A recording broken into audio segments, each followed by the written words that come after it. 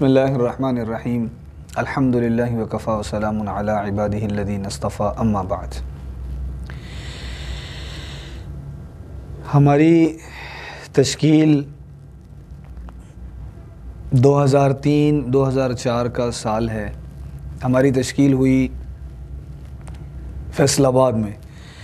ہماری مدرسے کی جماعت تھی طالب علموں کی، اور ہمارے استاد صاحب مولانا شبیر احمد مدنی صاحب رحمۃ اللہ علیہ ہماری جماعت کے ذمہ دار تھے۔ تو رائیونڈ جانے سے پہلے جو مقامی تشکیل ہوتی ہے فیصل آباد کی، اس میں ہماری گلستان کالونی کی ہی ایک مسجد میں ہماری تشکیل ہوئی۔ وہاں جانا ہوا کچھ دن کے لیے، وہاں ٹھہری جماعت۔ وہاں تبلیغ کا وہ مقصد اور تبلیغ کی دعوت، تبلیغ کی وہ محنت کہ جس سے انسانوں میں انسانیت زندہ ہو، مقصد حیات سمجھ میں آئے، اور وہ لوگ جن میں زندگی کی امید دم توڑتی نظر آتی ہے، مرتی ہوئی نظر آتی ہے، ان میں زندگی کی امید نئی روح کے ساتھ، نئی طاقت قوت کے ساتھ زندہ ہوتی نظر آئی۔ مسجد میں سے عصر کے بعد کا وقت ہے، مسجد سے ہم نکل رہے ہیں گشت کے لیے، اور مسجد کے برآمدے کے ایک کونے میں ایک نوجوان، بہت خوبصورت نوجوان بیٹھا رو رہا ہے۔ استاد صاحب رحمۃ اللہ علیہ، مولانا شبیر احمد مدنی صاحب رحمۃ اللہ علیہ نے مجھے فرمایا کہ جاؤ آپ اس سے بات کرو۔ پہلے ایک ساتھی نے اس سے بات کرنے کی کوشش کی، لیکن وہ ناراض ہو گیا، اس نے اس کی بات نہیں سنی۔ تو مولانا صاحب نے مجھے فرمایا کہ آپ بات کرو جا کے۔ میں اس کے قریب جا کے بیٹھ گیا۔ پہلے تو وہ کافی ناراض ہوئے کہ میں آپ سے بات نہیں کرنا چاہتا، آپ چلے جائیں، میں زندگی سے بیزار ہوں، میں جینا نہیں چاہتا، میں اس دنیا میں رہنا نہیں چاہتا۔ کافی انہوں نے اپنا جب اظہار کر لیا، میں بیٹھا رہا۔ میں نے ان سے بات کی، میں نے کہا آپ بھائی بتائیے تو صحیح، آخر آپ کیوں پریشان ہیں؟ شاید میں آپ کی کوئی مدد کر سکوں، شاید آپ بات اپنی ساری دکھ ہلکا کیجئے، بتائیے، اپنا غبار اندر کا نکالیے کہ آخر معاملہ کیا ہے، آپ اتنی دیر سے رو رہے ہیں اور پریشان بیٹھے ہیں، کیا وجہ ہے؟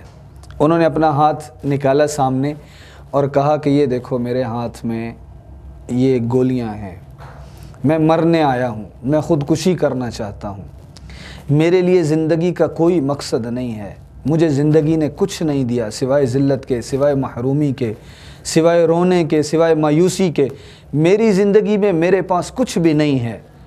میں پڑھا لکھا بھی ہوں، گھر بار بھی ہے، سب کچھ ہے، لیکن مایوسی اتنی چھا چکی ہے کہ میرے اندر زندگی کی امید ختم ہے۔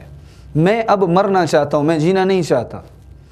میں نے اس سے بات شروع کی کہ آخر ماجرا کیا ہے، پیچھے کہانی کیا ہے جو آپ کو یہاں تک یہ لے آئی ہے، اور وہ کون سے حالات، واقعات، حادثات ہیں جس نے اس عمل پر آپ کو مجبور کیا کہ آپ خودکشی کر لیں۔ تو انہوں نے کہا کہ تم کیا کرو گے سن کر، تمہیں اس سے کیا غرض ہے؟ تو میں نے کہا دیکھو بھائی غرض کوئی نہیں ہے، لیکن پھر بھی بوجھ ہلکا ہو جاتا ہے، آپ بات کیجئے، شاید اللہ آسانی فرما دے اور کوئی حل نکل آئے۔ کوئی نہ کوئی تو حل ہوگا، اس دنیا میں ہر مسئلے کا کوئی نہ کوئی حل موجود ہے۔ تو اللہ نے اس کے دل میں شاید یہ بات ڈال دی، الحمدللہ۔ اس نے پھر اپنی کہانی شروع کی۔ اس نے کہا میں ایک ایسے گھر میں پیدا ہوا کہ جہاں دنیا کی ساری آسائشیں موجود تھیں، ساری راحتیں دنیاوی جو ظاہری ہیں وہ موجود تھیں، لیکن دین نہیں ہے، اللہ کے ساتھ تعلق نہیں ہے، غربت بھی نہیں ہے، مالداری بھی نہیں، ایسے درمیانے طبقے کے لوگ ہیں، لیکن دین بالکل نہیں ہے۔ میری پرورش جو ہوئی اسکول کے ماحول میں، کالج کے ماحول میں، اچھے سے اچھے اسکول میں پڑھا، اچھے سے اچھے کالج میں پڑھا، میں نے گریجویشن کیا ہے۔ پھر انہوں نے بتایا کہ میرے والد صاحب انتقال کر چکے ہیں، وہ ایک سرکاری ملازمت کرتے تھے، اور اس ملازمت میں شریف آدمی تھے، دیندار نہیں تھے، لیکن شریف آدمی ضرور تھے، رشوت نہیں لیتے تھے اور ناجائز مال نہیں انہوں نے کمایا۔ گھر بنایا ہے، کوئی بہت لمبی چوڑی جائیداد نہیں بنائی، گھر ضرور موجود ہے، اور میں اکیلا ہوں، اکلوتا ہوں، میری کوئی بہن بھائی نہیں ہے۔ تو میں گریجویشن کر چکا ہوں، میرے والد صاحب فوت ہو چکے ہیں، گھر اپنا موجود ہے، کمائی کا، روزگار کا کوئی ذریعہ نہیں۔ میں جہاں بھی درخواست دیتا ہوں ایک ہی بات سنائی دیتی ہے کہ بھئی یہاں تو ملازمت نہیں مل سکتی آپ کو، ہر طرف سے جواب جب ملنا شروع ہوا اور گھر میں جب فاقے آنے شروع ہوئے تو پھر میرے پاس کوئی حل نہیں کہ میری بوڑھی ماں رو رہی ہے بیٹھی، گھر میں کھانے کو کچھ نہیں، میرے پاس ملازمت نہیں۔ پھر سب سے پہلے تو اس چیز نے مجھے نشے کی طرف لگایا، مجھے ایسی کمپنی، ایسے دوستوں کی طرف، یہ مایوسی مجھے ادھر لے کر گئی کہ جدھر یہ سب ماحول پایا جاتا ہے کہ وہاں ناچ گانا ہے۔ بھائی مایوسی گم کرو، مایوسی ختم کرو، اپنے دکھ ہلکے کرو، ناچو گاؤ اور نشہ کرو اور گم ہو جاؤ، اپنے آپ کو گم کر دو، دماغ کو سن کر دو، دماغ سو جائے تاکہ یہ پریشانیاں ہوں ہی نہ۔ تو یہ سب کچھ میرے ساتھ چلتا رہا۔ جب اس میں بھی مجھے نظر نہ آیا کہ میری پریشانیاں ختم نہیں ہو رہی، مایوسی میرا پیچھا نہیں چھوڑ رہی ہے اور یہ غربت اور یہ حالات مجھے جکڑے ہوئے ہیں چاروں طرف سے، تو میرے پاس پھر ایک ہی حل تھا کہ میں مر جاؤں۔ پھر میں نے اس کو کہا مجھے گھر لے کر چلو، میں آپ کی والدہ سے ملنا چاہتا ہوں۔ کہ تم کیا کرو گے مل کے؟ میں نے کہا میں ملنا چاہتا ہوں، کوئی بات نہیں، آپ کی ماں ہے، میری بھی ماں ہے، تو چلیں ماں کی زیارت کرتے ہیں، گھر چل کے بیٹھتے ہیں، مسجد میں نہیں، گھر جا کے بات کرتے ہیں، گھر چلتے ہیں، مسجد میں آپ کافی دیر سے بیٹھے ہیں، آپ کے گھر چلتے ہیں۔ تو اس ساری کارگزاری میں جو میں عرض کرنا چاہتا ہوں، جو میں آپ سے شیئر کرنا چاہتا ہوں، وہ ایک جملہ ہے جس نے مجھے بھی حیران کر دیا کہ کیا مایوسی اتنا بھی زیادہ انسان کو ہو سکتی ہے۔ دین سے دوری ہو تو پھر خودکشی تک جب پہنچ گیا، موت تک جب پہنچ گیا، اپنے آپ کو مارنے تک پہنچ گیا، تو اتنی زیادہ دین سے، اللہ کے رسول سے اور آخرت سے اتنی زیادہ دوری اور اتنا زیادہ اس کی زندگی میں ظلمت اور اندھیرا کہ میں حیران ہو گیا دیکھ کر۔ جب میں اس کے گھر گیا، اس کے ساتھ وہ مجھے اپنے کمرے میں لے گیا، اس نے مجھے اپنی ڈائری دکھائی کہ مولانا یہ دیکھیے، یہ میری ڈائری ہے۔ مدرسے کا زمانہ، طالب علمی کا دور ہے، اساتذہ بھی ساتھ تھے اور طالب علم ساتھی بھی ہمارے ساتھ تھے۔ مولانا شبیر صاحب رحمۃ اللہ علیہ کو اللہ جزائے خیر عطا فرمائے، بڑے شفیق، بڑے حلیم، بڑے نرم دل اور بڑے ہی مہربان ہمارے استاد تھے۔ اللہ تعالیٰ ان کی بخشش فرمائے، اللہ ان کے درجات بلند فرمائے۔ تو انہوں نے بات بات پر ترغیب میں یہی فرمایا کرتے تھے، لوگوں کو محبت، جیسے مولانا صاحب بھی فرماتے، لوگوں کو محبت دو، نفرتیں بہت ہیں، لوگوں کو چاہت دو، نرمی لوگوں میں پھیلاؤ، لوگوں کو بتاؤ کہ اللہ نے ہر مسئلے کا حل رکھا ہے، اللہ نے ہر بیماری کا علاج، جیسے مسئلے کا حل موجود ہے، تو پریشانی کی بات نہیں، بس صرف اتنی سی بات ہے کہ اللہ کی طرف رجوع کر لو، اللہ کی طرف آ جاؤ۔ اس نے جب ڈائری کھولی تو اس کی ڈائری کے اوپر لکھا ہوا تھا بسم اللہ الرحمن الرحیم، اور نیچے ترجمہ لکھا ہوا تھا شروع اس اللہ کے نام سے جو میرے سوا سب پر مہربان ہے۔ میں نے جب یہ دیکھا تو حیرانی ہو گیا میں کہ یہ ایسے بھی لوگ دنیا میں موجود ہیں، شروع اللہ کے نام سے جو میرے سوا سب پر مہربان ہے۔ پھر اس نے مجھے بتایا کہ یہ دیکھو، یہ میں نے اسی لیے لکھا ہے کہ مجھے اپنی زندگی میں کوئی چارم نظر نہیں آ رہا، مجھے اپنی زندگی میں جینے کی کوئی امید نظر نہیں آ رہی، اسی لیے میں مرنا چاہتا ہوں۔ خیر اس سے باتیں ہوتی رہیں۔ پھر ہمارے ایک ساتھی تھے جماعت میں، مولانا عرفان اللہ صاحب، ان سے میں نے عرض کیا، میں نے کہا ان کو تھوڑا سا باہر لے کر جائیں، ان سے مزید کچھ بات کریں، آج ان کے ساتھ کچھ وقت گزاریں۔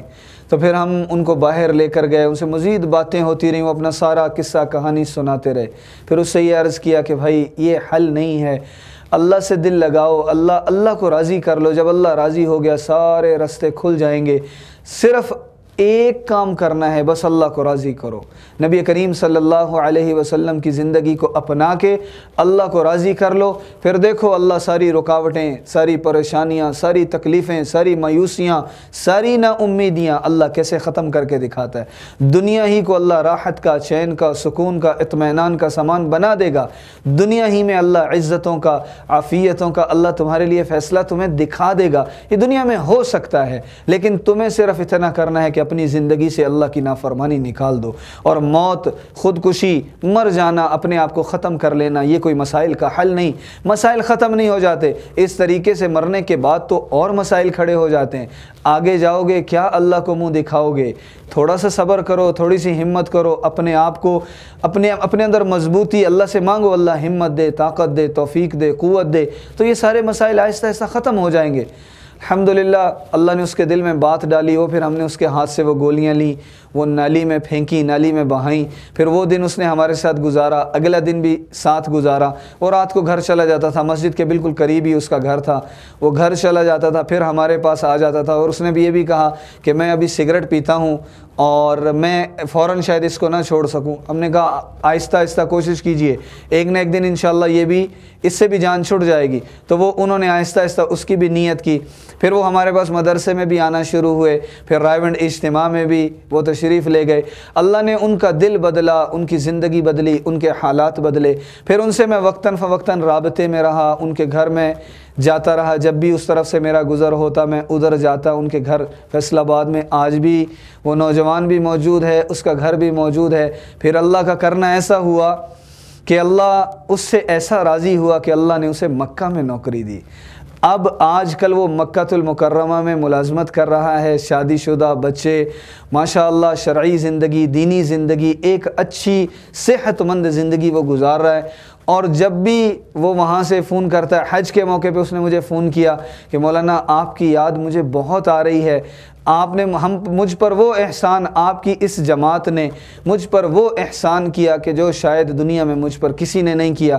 اگر آپ اس دن میرے پاس نہ بیٹھتے اور میری بد اخلاقیوں پر، میری بدتمیزیوں پر صبر کر کے میرے پاس مستقل بیٹھے رہتے اور مجھ سے مستقل پوچھتے رہتے تو آج میں شاید زندہ نہ ہوتا، میں خودکشی کی موت مر چکا ہوتا، اور پتہ نہیں قبر میں میرے ساتھ کیا حالات ہوتے اور آخرت میں اللہ کو کیا جواب دے رہا ہوتا۔ میں اس کے بارے میں کچھ نہیں کہہ سکتا، لیکن یہ جماعت کا وہ گشت کی برکت، وہ دعوت کی برکت، وہ محنت کی برکت، وہ اس فکر کی برکت کہ کیسے انسانیت میں دین زندہ ہو جائے، انسانوں میں انسانیت زندہ ہو جائے۔ جہاں زندگی کی امید دم توڑ رہی ہے، جہاں زندگی اپنا آپ بھول چکی ہے، مایوس ہو چکی ہے، ان لوگوں میں نئی زندگی آ جائے، وہ ایک اچھی صحت مند معاشرے کے اعتبار سے، معاملات کے اعتبار سے، دین کے اعتبار سے، عبادات کے اعتبار سے، تمام شعبوں میں جس شعبے میں زندہ ہے وہ ایک بہتر صحت مند زندگی گزار سکے۔ یہ آپ کے اس گشت کی برکت ہے، یہ ان چند قدموں کی برکت ہے، اس دعوت کے چند بولوں کی برکت ہے، اس محبت، اس خیرخواہی، اس بھلائی کی برکت ہے کہ آج اللہ نے مجھے حج کی توفیق بھی دی، اپنے گھر کے قریب مجھے ملازمت بھی دی، اور الحمدللہ آج میں ایک اچھی اور بہترین، خوش و خرم، دنیاوی دینی دونوں اعتبار سے ایک بھرپور زندگی گزار رہا ہوں۔ اور اس زندگی کے پیچھے اگر کوئی نظر آتا ہے تو وہ یہ دعوت کی محنت، گشت کی محنت، وہ اس محنت کے وہ بول نظر آتے ہیں کہ جس کی برکت سے اللہ نے مجھے یہاں پہنچایا۔